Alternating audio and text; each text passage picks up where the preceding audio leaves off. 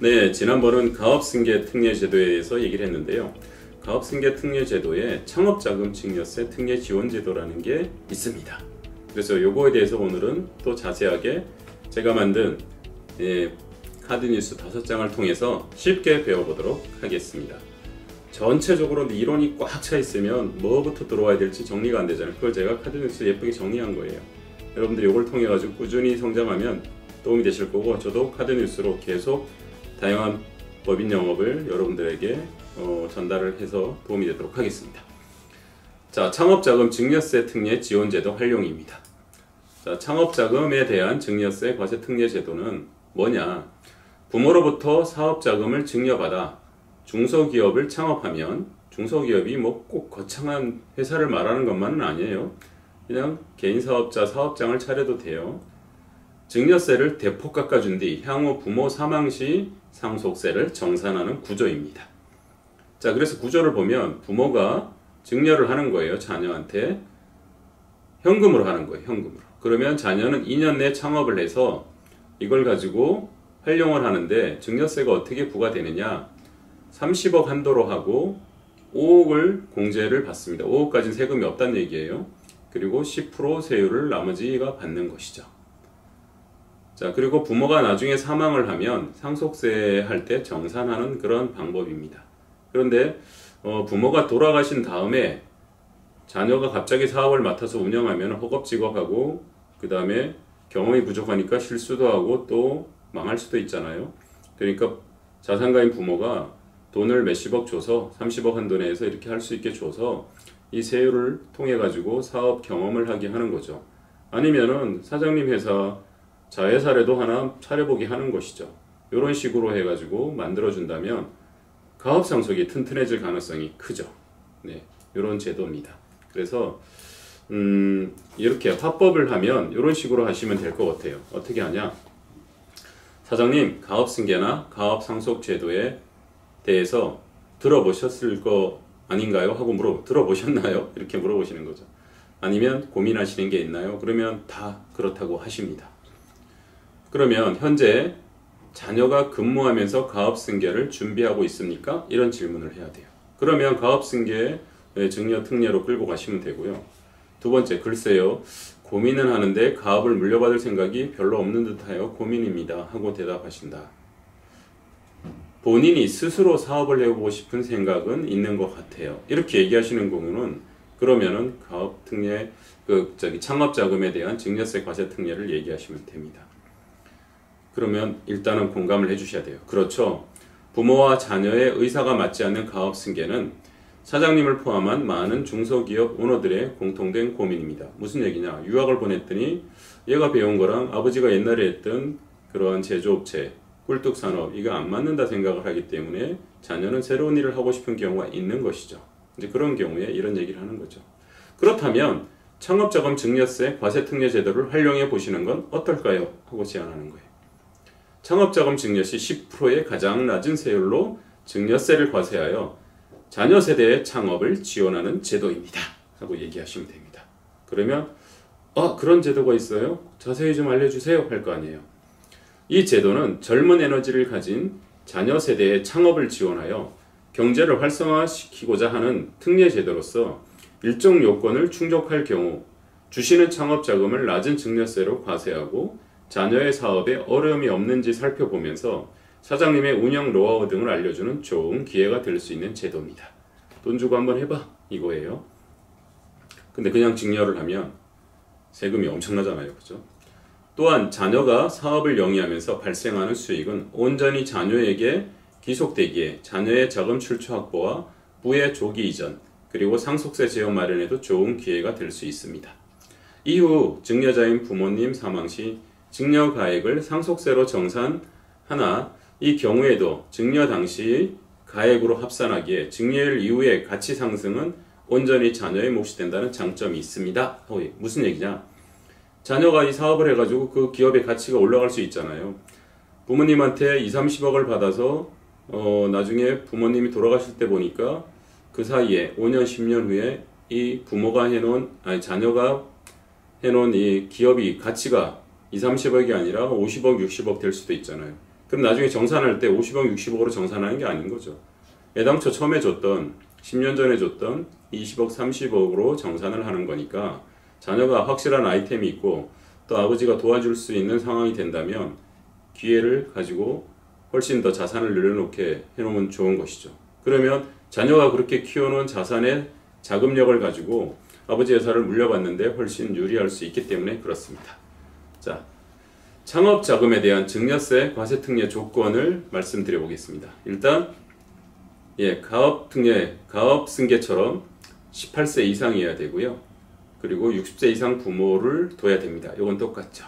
그래서 창업 자금을 증여받아야 하고요. 이 두 가지, 성년 자녀이면서 60세 이상의 부모로부터 물려받아야 된다.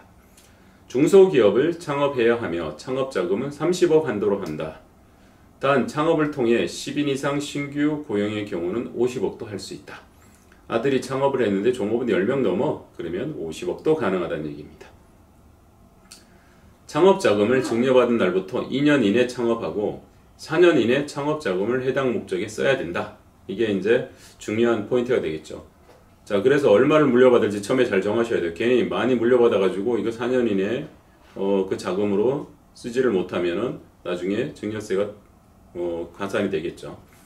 창업 자금을 2회 이상 증여받거나 부모로부터 각각 증여받은 경우에는 증여세 과세 가액을 합산하여 적용한다. 뭐 한 번에 받든 여러 번 받든 양쪽 부모한테 받든 이것은 합산을 한다. 이런 내용입니다. 자, 그래서 이런 것들을 잘 알고 얘기한다면 여러분들이 그 자녀하고도 향후에 미래 고객을 잘 내가 코칭하는 서브 역할을 하니까 향후에 그 자녀의 회사든 가업승계로 하든 그 회사를 계속해서 담당할 수 있겠죠. 많은 보험을 할 수가 있습니다. 그래서 이런 조건이 취지가 좋으나 조건이 까다로운 걸 알려주셔야 되고요. 이런 것들에 대해서 기회를 만들어준다면 여러분들은 그 기업에 기여하시는 분이 되십니다. 자, 그럼 세 번째, 창업자원과 창업과 증여재산의 종류에 대해서 한번 알아보도록 할게요. 어떤 건 되고 어떤 건 안 되고 하잖아요. 자, 창업의 종류는 신규 창업, 두 번째는 사업 확장, 이런 게 있습니다. 자, 기존의 자녀가 뭘 하고 있다면 확장할 수도 있잖아요. 그죠? 자, 그랬을 때 신규 창업은 별 문제가 안 되지만 사업 확장의 경우에는 사업용 자산을 취득하거나 확장 사업장에 임차보증금 및 임차료를 지급하는 거예요. 이런 거 보면은요, 꼭 회사를 차리는 것뿐만 아니라 예를 들어서 커피점을 크게 낼 수도 있는 거예요. 그러면 거기에 들어가는 인테리어 비용이라든가 보증금, 임차료, 그러면은 부모님한테 이런 큰 돈을 물려받으면 동네에서 조그맣게 카페를 낸 사람보다 훨씬 경쟁력이 있겠죠. 그리고 종업원 채용도 많이 할 수 있잖아요. 그죠? 자, 합병 등 종전 사업 승계나 기존 개인 사업을 법인 전환하는 경우 폐업 후 다시 폐업 전 사업을 영위하는 경우는 해당이 안 됩니다. 그럼 증여재산의 종류를 보도록 할게요. 증여할 수 있는 게 뭐냐? 현금, 채권, 그 다음에 거래소 코스닥 주식 중 소액 주주분을 창업자금으로 증여해야 과세특례를 적용할 수 있다. 주식도 되네요. 자, 토지, 건물 또는 부동산에 관한 권리 등 양도소득세가 과세되는 재산을 증여하면 안 된다. 왜? 부모님한테 이렇게 낮은 세율로 받은 거를 땅을 사고 건물을 사서 부동산 가치를 올리고 고용 창출을 안 하고 그런 데는 혜택을 안 주겠다. 이런 내용입니다. 그래서 그렇게 해서 이해를 하시면 좋을 것 같습니다. 자, 네 번째 장 보도록 할게요. 중소기업의 업종 및 창업자금의 범위에 대해서 말하면 안 되는 업종이 있어요. 특례 미적용 업종. 아까 말한 부동산 임대업, 주차장업. 이 주차장도 뭐 사람 별로 채용 안 하잖아요. 그죠? 이거는 뭐 차려 넣으면 계속 돈 나오는 거니까 돈 많은 사람들이 이런 거 하려고 하는데 세금 혜택을 주면 안 되겠죠. 일반 숙박업, 그 다음에 유흥 음식업, 택배업, 입시학원, 보육시설, 노래방, 게임장, 임용업, 예식장, 법무, 회계 서비스업, 도소매업, 여객 운송업. 자, 여기 보면은 약간 사행성인 업종들이 좀 들어가 있고 또는 전문적인 일도 있어 보이는데 중요한 거는 고용 창출이 별로 안 되는 이런 것들이 좀 해당된다 보시면 되고요.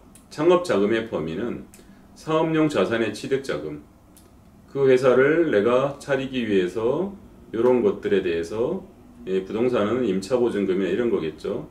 기계, 시설자금 등 임차보증금, 임차액 이런 거. 사업용 자산의 취득자금의 부동산은 어떤 경우는 되고 어떤 경우는 안 되겠는데요. 이게 만약에 예를 들어서 일반 상가다 그러면 조금 곤란할 수 있지만 공장을 짓는다 그러면 가능할 수도 있겠죠. 그래서 이런 것들에 대해서 여러분들이 알아두시면 좋을 것 같습니다. 네, 이번에는 5번째, 그러면 실제로 얼마의 세금이 나오는지 한번 실사례를 가지고 해보도록 할게요. 창업자금 계산 방식인데요. 창업자금 증여세 계산 방식인데 5억까지는 공제를 해주고 초과되는 거는 30억 한도 내에서 10%를 해준다 그랬잖아요. 그래서 20억을 창업자금으로 증여를 하면, 자, 20억 빼기 5억 공제해준다 그랬죠. 그러면 15억에 대해서 10%를 세금을 매기는 겁니다. 그럼 1억 5천이 되는 거예요. 그래서 납부세액은 20억을 물려받으면서 1억 5천만 내는 아주 훌륭한 방법인 것입니다. 그래서 이렇게 활용을 하고요. 나중에 1억 5천만 세금을 내고 물려받아서 사업을 훨씬 번창을 한다면 그러면은 20억 물려받은 것이 40억, 50억 될 수 있잖아요. 그러면 지금 1억 5천 내는 거 이건 세금도 아니잖아요.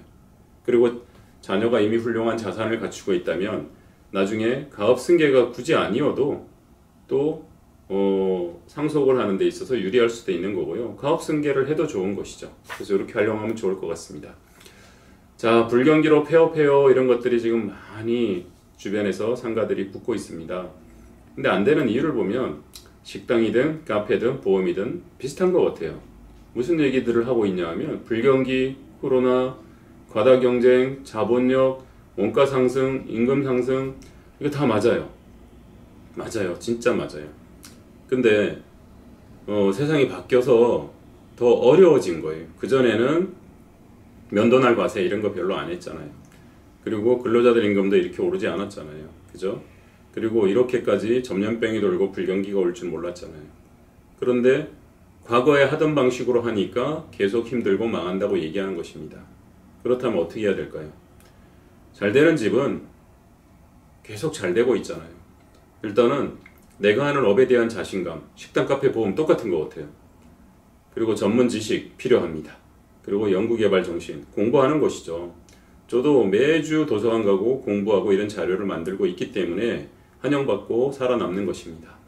그리고 잘하는 사람 벤치마킹 하는 거예요. 제 유튜브 보고 연락해서 한 수 배우러 가도 돼요 이런 분들 제법 있습니다. 그러면 제가 시간 내서 정말 성심성의껏 알려드려요.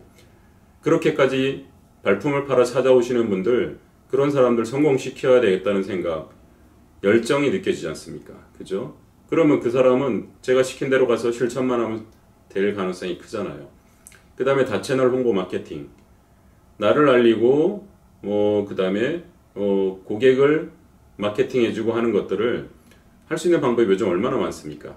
카톡도 있고 밴드도 있고 페이스북도 있고 인스타그램도 있고 유튜브도 있고 또 자기만의 뭔가 운영하는 메신저도 있지 않습니까? 그런 것들. 그 다음에 이 회사를 홍보해 주는 거랑 단골 고객들에 대한 관리력, 이거 되게 중요한 것 같아요. 요즘은 한 번 와서 먹고 가고 생각나면 또 오겠지가 아니에요. 그 사람이 가가지고 나를 생각할 확률이 얼마나 될 것 같아요? 바쁜 와중에. 그렇다면 그 사람의 연락처를 알아내서 꾸준히 우리가 이런 이벤트를 해요, 오늘은 뭘 조심하세요, 오늘 요걸 참고하세요 하는 걸 계속 보내주는 게 중요하죠. 요즘은 아침에 정보미팅 나고 나가세요 하는 시절이 아닌 것 같아요. 오전 내에 고객들한테 내가 어떤 것으로 그 고객한테 정보를 주고 나를 알리고 그 고객이 행복해하는 것을 도울까, 이런 것들에 대해서 할 수 있는 게 단골 고객 관리력인 것 같아요. 예를 들면 식당이라면 고객들한테 저는 연락처 이름을 적어주시면 저희가 한 달에 한 번 추첨해서 음식 상품권 5만원, 10만원짜리를 몇 명한테 드릴 거예요. 안 써놓겠어요? 그렇게 해서 얻어진 고객의 정보로, 아이고 고객님 이번에는 꽝 됐네요. 안타깝지만 저희가 특별 행사로 해서 이 문자를 가지고 오시는 분한테는 음식을 10% 할인해 드려요. 또는 요번에 요런 새로운 메뉴가 나왔어요. 이런 걸로 알릴 수 있잖아요. 그죠? 그러면은 그 사람이 존중받는 느낌이 들어서 다시 한번 찾아올 가능성이 확률로 높지 않습니까? 그 다음에 차별화된 맛이 있어야 돼요. 식당이든 카페든 보험이든 내가 남과 다른 뭔가 이건 내가 제일 좋아 하는 거 있어야 돼요. 그걸 법인 용어로 한다면 금방 부자가 되겠죠. 그 다음에 밝은 목소리, 웃는 얼굴, 성실함. 맛은 있는데 사장이 칙칙해, 불친절해, 대접을 못 받아. 우리가 배고파서 허기를 채우러만 식당 가는 게 아니잖아요. 영혼의 안식도, 영혼의 위로도 치료를 받고 채우러 가는 거잖아요. 그러면 이런 거 해주면 이게 정성적인 게 충족이 되잖아요. 그래서 안 되는 이유도 많지만 잘 돼야 되는 이유도 안다면 어떤 것을 내가 더 노력을 해야 할지 답이 나올 겁니다. 제 카드 뉴스를 계속해서 만들 테니까 여러분들 관심을 가지고 꾸준히 업그레이드 하시면서 저랑 같이 열심히 뛰어서 최고가 되시기를 바라겠습니다. 감사합니다.